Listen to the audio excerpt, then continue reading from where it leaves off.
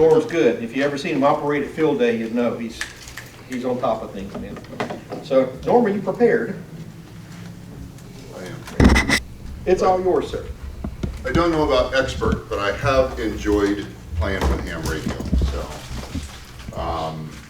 So the topic is going to touch on single sideband.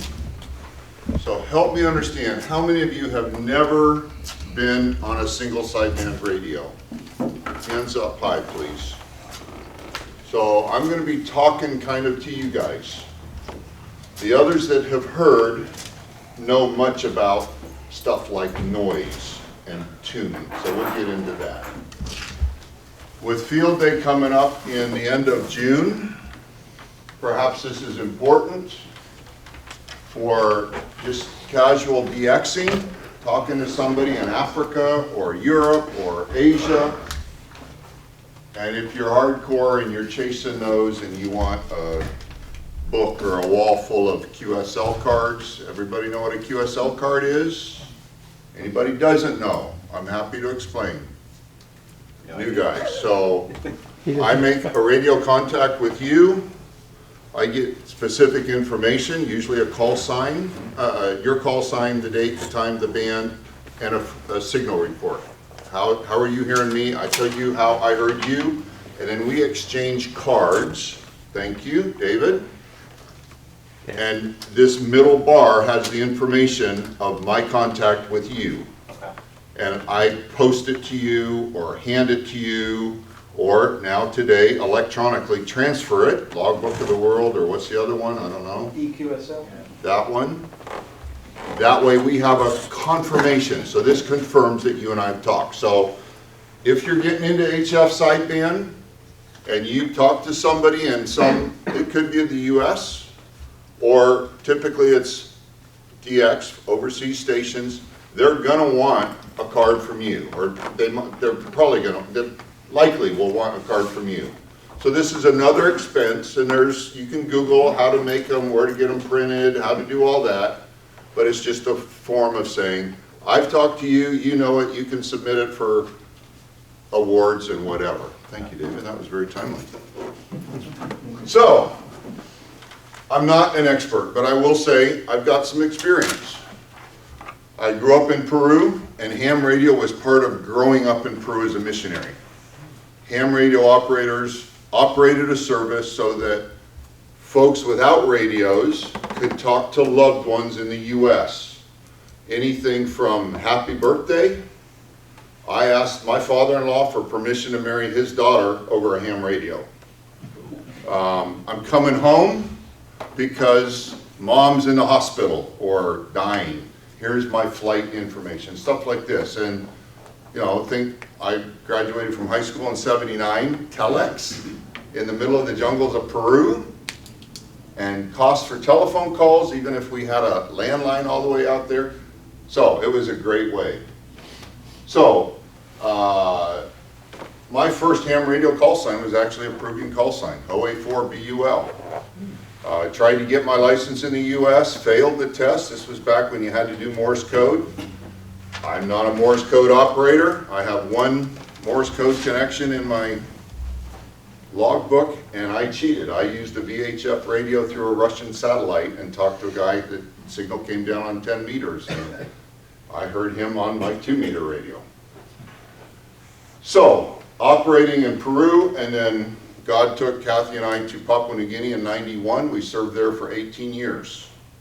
I had a very comfortable, nice station by missionary standards probably, and I used ham radio to de-stress, and much of that was contesting. So somewhere I think I say I've done something like 33,000 contacts or something. So several different call signs in the US, Peru, and in Papua New Guinea, and I'm KO4CB and have held that until now. And I think I got my extra license sometime after the code requirement went away. I think it was '94, did a reciprocal license in Papua New Guinea. So 86 to 88 in Peru, and then 91 to 2009 in Papua New Guinea. In Papua New Guinea, ham radio is an expatriate hobby. It costs a lot of money. The Papua New Guinea Amateur Radio Society tried 2 different stations in 2 different cities, Port Moresby and Ley, to get the technical schools interested in ham radio. It was a failure. It didn't work. There was no interest. There was no drive in Papua New Guineans to learn about how to talk on a radio. So no value to them, no interest. At most, so across the time that I was there, I tracked the number of licensees and actually used that information to update the PNG, the Papua New Guinea's FCC equivalent, their database. They were so ill prepared to deal with that. Once we got it figured out, then they could manage it well. There were about 155 amateur radio operators in Papua New Guinea across the time that I was there. Most of those were on VHF, UHF, because that's cheap equipment and it satisfied a local need. So most of us did sideband, a couple did CW, and while Papua New Guinea, if you're in the US and you want to work the world and you need to get to Papua New Guinea, you're going to look for somebody in Papua New Guinea to work. And if there's only 155, your chances are getting slim. And if most of them are on VHF, your chances are getting even more slim of working that HF operator. But if you're one of those HF operators, when you're on the air, people don't shut up. They want to work you. And I tell you what, until you've worked a pile of Japanese stations that, goodness, that's crazy. So, about 33,000 contacts in my log, most in the contest. In Papua New Guinea, in Australia, 400 watts was the power limit. Here it's like 1,500 or something, I don't know what. But anyway, so pictures of my house, great mountain view. We were at 6 degrees south of the equator at 5,100 feet above the horizon, above the sea level. It's hard to see it right there, and that won't see it here, but there is a small HF Yagi right here, and a 2-meter 13 element, and this is half of a KLM 40-meter dipole that I turned into a vertical. And along the roof line and down here, there were other VHF, UHF radios that I used for our commercial VHF side, and not seen as a HF wire. Inside view, I'm partial to ICOMs, but there's a couple Kenwoods there and a Heathkit. Because of the role I had, we used in our mission operation, we had 2 voice frequencies on HF for missionaries out in the bush to talk back to our center. So we had a 2.840 and 8.6 something megahertz frequencies. The Kodan radio there, anybody know Kodan? Mike would. A high quality commercial land mobile radio. Very expensive, military, humanitarian people like them. So we ran Kodan equipment as a mission organization until the ICOM IC, is it 718? Anybody know that radio? Until that model came out. 708. Huh? Well, I think it was a 708 was the commercial version of the 78. There was a 78, a commercial version of it, or at least in Papua New Guinea. And PNG's Pangtel is what it was called. It was the FCC equivalent. They'd never seen one before, so we couldn't bring it in until we got it type certified. I'd never done that before, but God's grace and some paperwork and some coaching, and all right, we got it certified, and that gave our folks and other missionaries a lower cost option to get a commercial radio. Come on. So, second term, probably, I don't know, 6 years after we got to Peru, ham radio operator was leaving the country. He had a 4-element quad. For size, that's 11 meters long. The boom is 33 feet. I got it with 4 elements on 10, 15, and 20, and added some more elements for 12, 17, and 6 meters. And for 6 meters, I made a Quaggy 3 loop, the reflector, the driven, and the first director. The rest were Yagi elements. Oh man, it worked great. 55 feet, not a lot of people from P&G on 6. People loved it when I got on the air. What is going on? All right, I guess I'm standing here. More pictures of the shop. But let's talk about operating on HF. So some of you probably have boatloads of experience. Great. Correct me if I'm misspeaking, please. I'm happy for that correction. Most of my experience is in Peru and Papua New Guinea. Both are in the tropics. When you're thinking HF and operating in the tropics, lots of atmospheric noises. So when you get on, and I hope all of you come to our field day event, we want to get you introduced, if you've not ever talked on an HF radio, to do so. And that's part of what field day is, and that's part of what this club's focus, maybe unofficially, maybe not officially, is to get new people on the air. Will we have a GOTA station on the air? Get on the air GOTA? That's the intent behind ARRL offering that option, is to get new people on the HF frequency. So, but the noise is going to be something you're going to have to overcome. And in the tropics, we had plenty. So, I'm just going to wing it. Listening is an important skill. Anything we do in our hobby that involves a radio and a speaker, or earphones or headphones, you need to listen. Part of that means we need to listen before we just start yammering away on the microphone. Part of it means we need to listen really carefully to pull out that intelligible signal we're hearing out of a wall of noise. You guys can picture that. But maybe in there is some guy who's running a QRP station. QRP, low power, very low power. We have some that do this for fun. Me, I like 400 watts or more. But to operate, to work that station, you need to hear his call sign, maybe his location, your signal report, if you're going to get this QSL card and confirm, or even to get it in your log if you're an ethical operator. Yeah, I worked him, and I got these bits of data from him. I put those in my log. I'm assured from what he said that he got those same bits of data from me so that he can put them in his log. Now we have a two-way communication. So the noise is going to be loud. And if you've gone from VHF repeater operation where the signal is either there or not there to HF operating, and you're trying to find that little peep squeak signal in a bunch of noise, there's a challenge there, and that's part of what I love. Others, I'm sorry, they just say, can't hear, don't want to do it. So it's how you're wired and what your interests are, but it's great fun. So listening for the hobby is important, but especially maybe for HF band work. That's an important skill in this hobby. Tuning on the HF frequencies is going to be, it is another important skill of operating.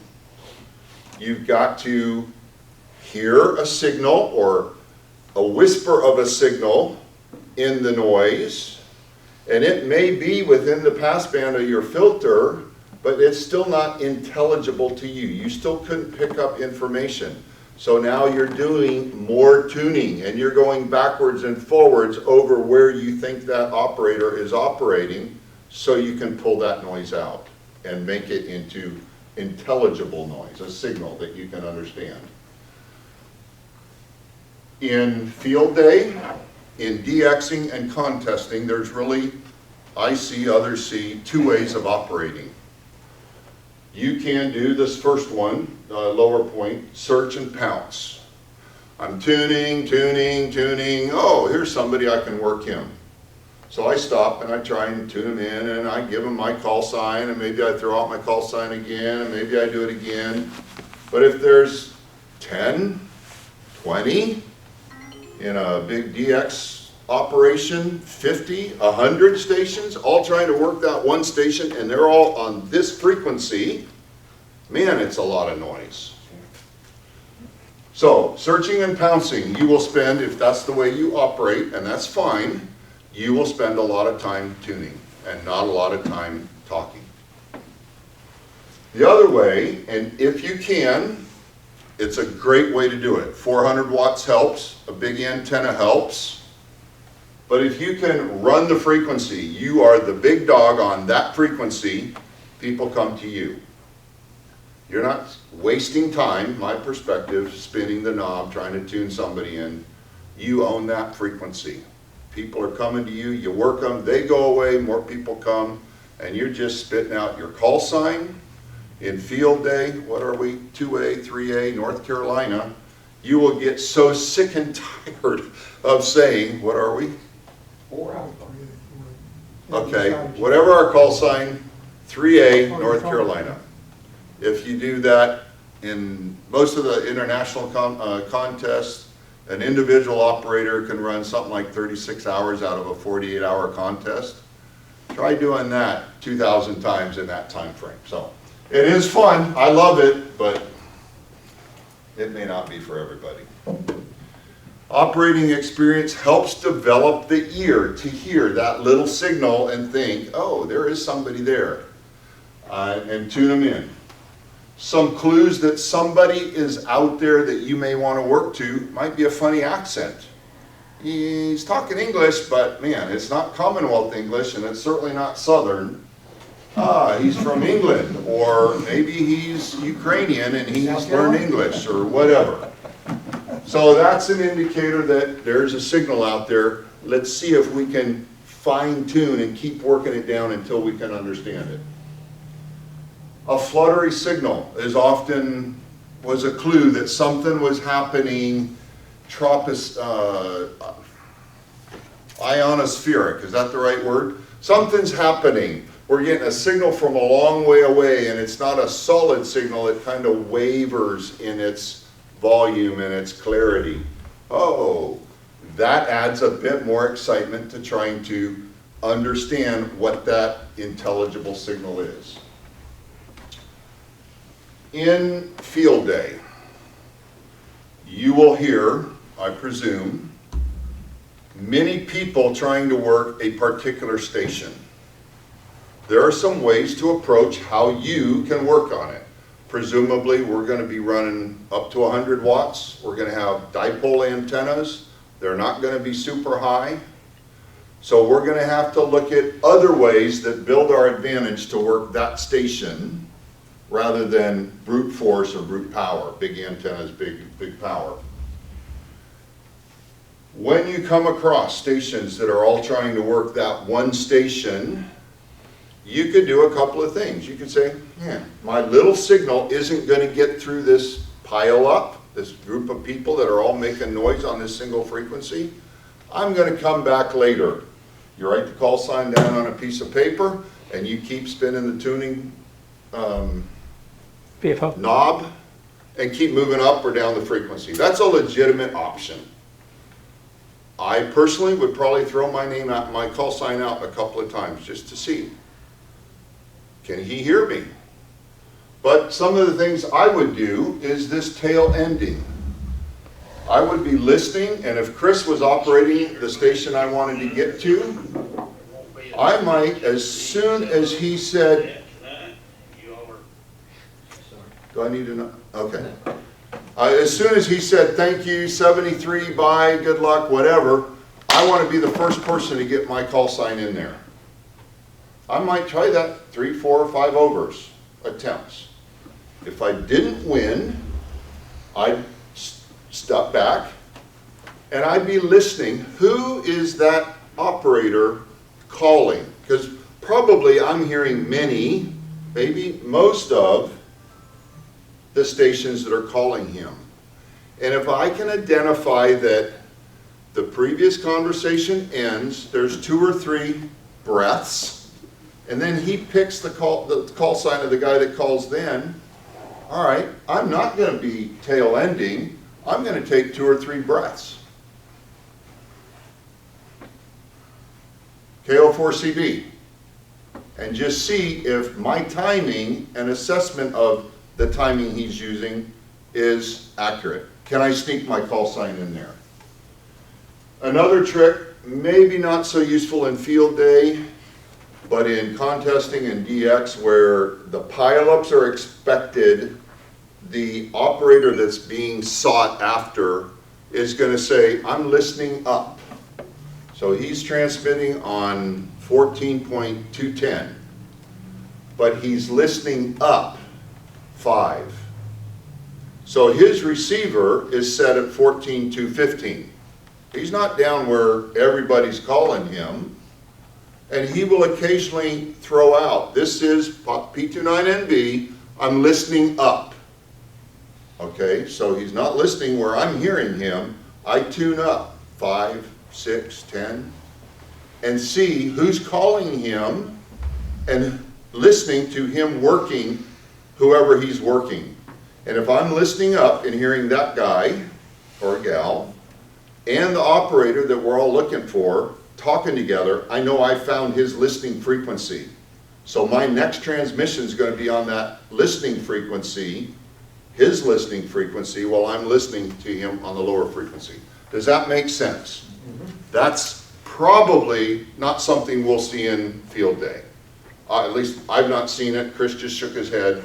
But it is a technique for that operator who, hey, he's got the same atmospherics probably, possibly, and he's got 20, 30, 40 stations all hammering on him trying to get his attention. So he's doing what he can to manage that pile up. Any questions? I think number 2 is the most popular, and coming from working field day, that's the one that gets my attention. The last person it's to that call. last call sign you hear that sticks in your head, and that's the one you remember, and that's the one you go back to. Yep. So it's perfectly acceptable. I'm happy to be corrected. I'm going to say a statement. You guys correct me. It's perfectly acceptable to throw out the last 2 digits of your call sign. Yes. Charlie Bravo for KO4CB. Charlie Bravo, Charlie Bravo. And I might even cheat and go, Charlie Bravo, just to sound funny in his headphone or speaker system. So he goes, oh, wait a minute, who? Charlie Bravo. Charlie Bravo, go. Okay, now I'm in. So then I give my full call sign. So that makes it the legal connection and worthy of this confirmation. But there are some tricks that having limited power you can employ to maybe get a bit of an advantage. Get your wife to call. That'll Well, honestly, guys, and I'm pleased to see one woman in the room, when you get on the HF radio, I'm sorry, people will ignore the males and come to you. Most of them, the guys. The young lady, the YL, you'll be popular. All right, if you're working DX, you need to listen to him. He's running that frequency. And at the end of the day, if he gets fed up because people aren't following his instructions, he turns off the power, he goes to a different band. In a sense, he's doing a service to the amateur radio community by being available. That's one way to look at it. But it can get really frustrating when you're trying to clear a frequency and you got a bunch of yahoos just not paying attention to you, and they're complicating you working and hence you enjoying the hobby.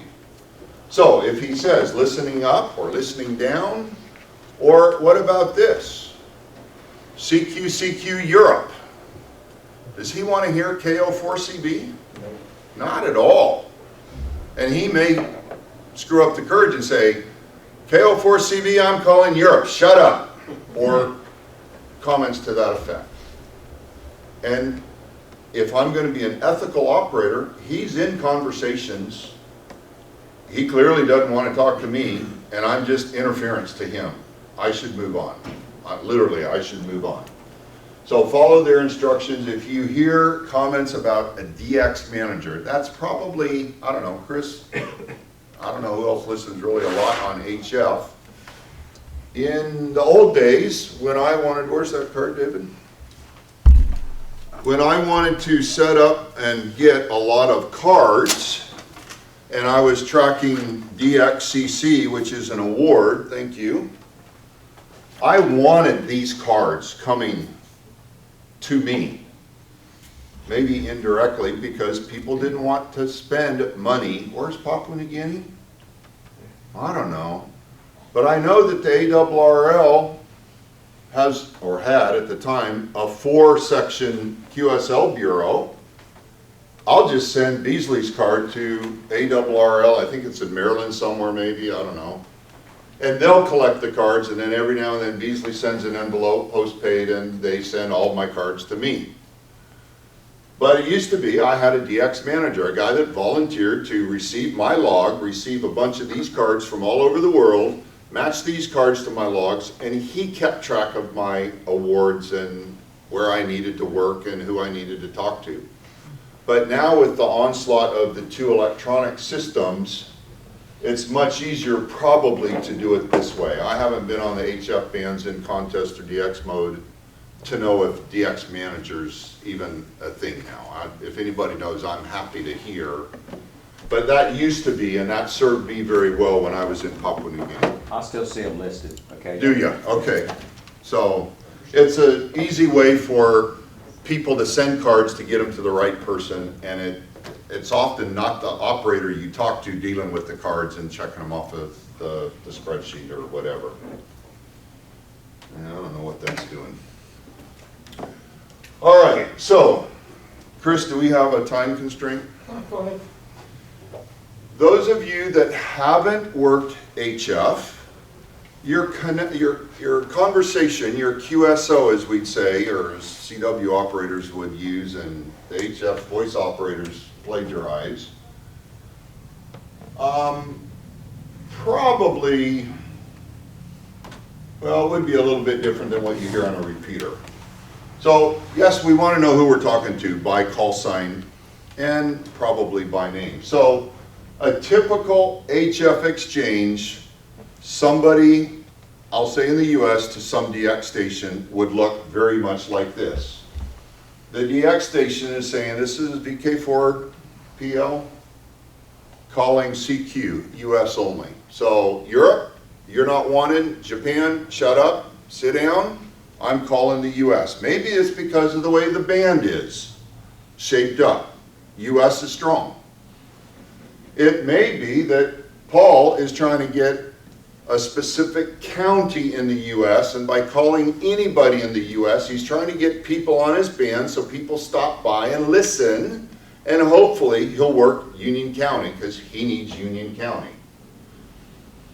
But I want to talk to Paul, and I just throw out my call sign, maybe twice. KO4CB, Kilowatt Oscar 4, Charlie Brown.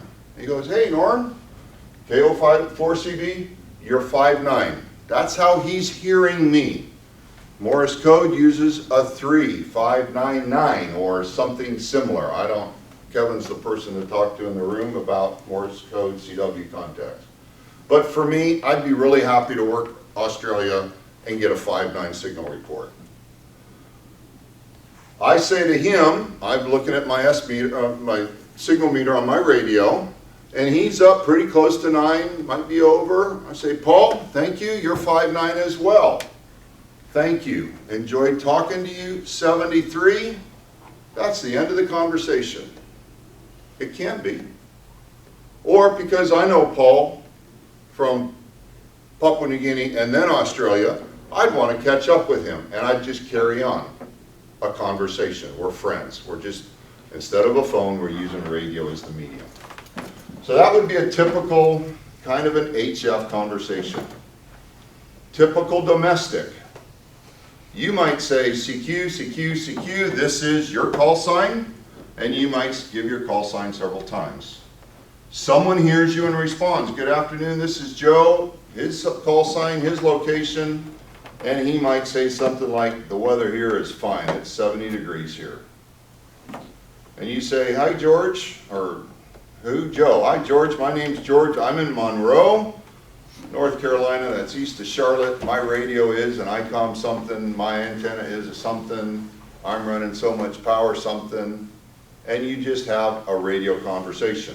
It's casual, there's no speed like a contest, or like you might feel like in a double RL field day event. So you can sit and carry on as long as you want. One of you can say, need to go, hope to talk with you again. His call sign, my call sign, 73. It can be as long, as short, as deep, as surfacey as you want it to be. Topics to avoid, typically religion, politics, some news items. You probably don't want to have those conversations over the radio unless you know that person really well. It can be controversial. It doesn't build the hobby. Ignore it. Casual, domestic, non-DX. I'll use Ray. He's 3 miles from me. I'm calling. Oh man. Sorry, I've used this before, and I've got a combination of Dave's and Ray's call signs in here. Anyway, the point here is it's just a simple conversation. You need to identify every 10 minutes. Have your conversation. You can talk soup to nuts. If you know the person, build on that relationship. If you don't know the person, but they're local, try and build that relationship. Hey, I'm part of UCARS. Are you part of a club? No, I don't have time, or I had a bad experience. Wow, UCARS, great group. Third Thursday, every Thursday night. Try us out. Come and join us. You know, you can be a promoter of amateur radio in this club easily. Okay, so the ARRL field day exchange looks something like this. We need to have the station call sign. We need to hear clearly that they know who they're talking to. Otherwise, you end up in their log. If logs are checked, our field day logs checked, then me missing that guy's call sign or him missing our club call sign, that's a busted call. We don't get credit, he doesn't get credit. So it's worth taking the extra 5 seconds. Did you get KO4CB? Oh no, I got Charlie Delta. I'll change it now. It's worth that extra time when it's an award that you want, or you want points in a contest or a field day. You need to receive the station's message. In this case, it's their class and their state. David and I had a conversation earlier in this presentation. Are we 3A, 4A, 2A? So that's the class of station. Am I saying that right? Category station? Class. And then what state I'm in, North Carolina. So that information I need to transmit clearly to him. I need to know that he got it, and he's going to be giving me his class and his state. I need to get it accurately and confirm to him that I got it accurately. All right? And then that's the end of that contact. And we're moving on. Next station is calling me, next station's calling him. If I was searching and pouncing and came to his frequency, I work him, it's his frequency, I move up the band or down the band. If he works me and then stays on my frequency, one, I'm not going to think real highly of him. But technically, if he had a hard time hearing me from where he's at, he might not realize that he's encroaching on my frequency, or he might move up the band just a smidgen, but I'm still hearing him loud and clear and he's interfering. What do? I might, if I'm feeling snarky, ask him to move further away. Or I might pinch down and get some separation between his signal and my signal. It all depends. How am I feeling? What's the band like? Etc. So, general HF considerations when you're working sideband. Tune around the bands, listen for conditions.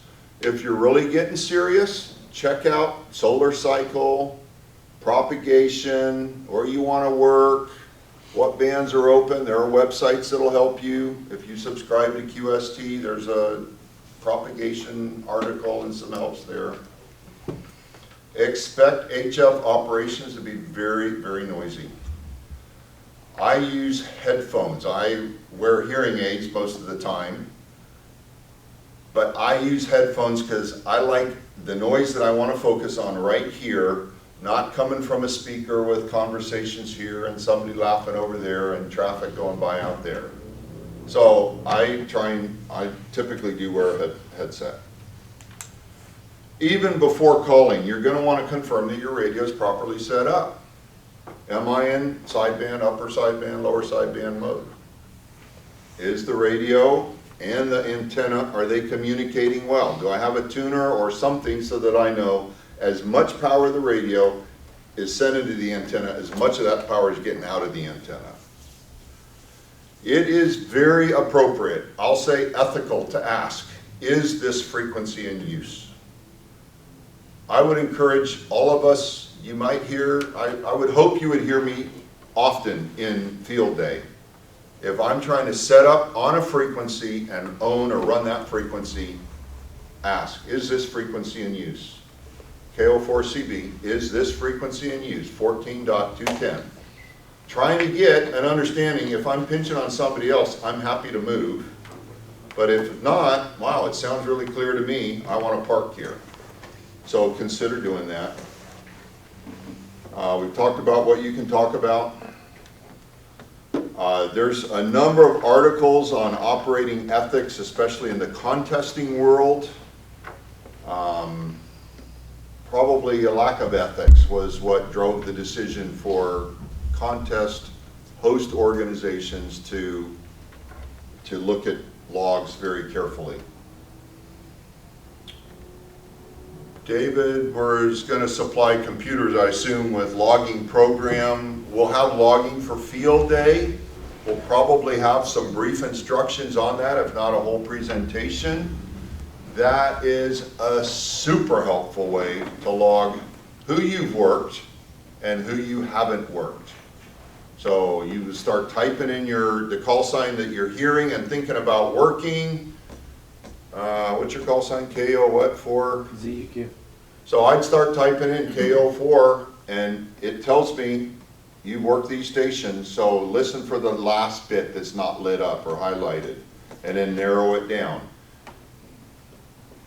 If you've worked the station before on that band and frequency, on that frequency and mode, the program tells you it's a duplicate. Don't waste the time, keep tuning up, keep moving on. I used a spreadsheet for years out of Excel. It worked great until about 10,000 and then it just became hugely cumbersome. And paper, I would suggest always having scratch paper near the operating station, even with the field day logging program. It's great for notes. If Chris wants to give me an instruction and I'm in the middle of trying to hear somebody, I really don't want to talk to Chris right then. I want to hear what he says, but he might be saying supper's ready. Yeah, I don't want to miss that word either. But I don't want it to interrupt my attempt to get that contact in the log. So just having scratch paper, but literally you can draw a couple of vertical lines, date, time, call sign, signal report, and a comment. That's what your log could look like, freehand, in a hurry. So it's still a good way to go. Already tonight you've heard me use some Q codes for you new operators. These are abbreviations: QSO, a contact, a QSL card, that confirmation card. I don't know what else I might have said tonight, but that's a common way. It comes out of the Morse code side of the hobby, and it's bled over into the voice side. I would say use them sparingly, and it's appropriate, but use them sparingly. Standard expressions, normal conversations on HF frequencies is appropriate. If you hear somebody talking in another language and you know that language, feel free to greet them. That's a huge, if you use Buenos Dias, Charlie Papa 1, RR, 6 RR whatever, I'm trying to get a hold of somebody in Colombia, and they hear me trying to speak Spanish to them, that's like me talking high, trying to get their attention. So it works, and it's just a good way of communicating in the ham radio conversations. Use it, greetings, goodbye, signal report. So I spoke Spanish very fluently up through 1988. 1991, Kathy and I went to Papua New Guinea. I started learning Melanesian Tokpisin, the trade language, which is a combination of 5 languages, Spanish being one of them. And I tried to use Spanish in some of my ham radio connections, and it came out Tokpisin, and Kathy was listening in the living room laughing at me. So, yeah, I'm not really a linguist, even though I work for a linguistic kind of an operation. I'm going to call it quits. Yeah. Good. There's more stuff. I'm happy to talk about this maybe all day long, but you might not want to hear it. Any questions? Broad, wide? There are people in the room that would be just as expert as I, and we can get a lot of perspectives if you want. Wow, no questions. Yes, sir. Describe the signal report numbers. So 5, Kevin, help me here. RST. RST. Readability, signal, and tone is for CW. Look it up. Basically, in a contest, everybody's 5'9". Yes. Pretty much. Yeah. And they keep saying again. Yeah. Can you repeat What was that? that? Oh, you're 5'9". So 5'9" means very good signal, audio, help me, Kevin, and a very strong signal. The And S meter is readability. up at the 9 point on the meter. It might be 20 over or 40 over, and they're still 5'9". Everybody's But 5'9". Everybody's 5'9" in a contest. When you're DXing and you're the other side that people are wanting to talk to, you're always going to be 5'9" too. I tried in Papua New Guinea to give a realistic signal report outside of contests. In a contest, everybody's 5'9". Any other questions? Well, thank you, folks. I hope to see you at Field Day, Thank you, Norm. and happy to help you in the HF realm if and when you get there.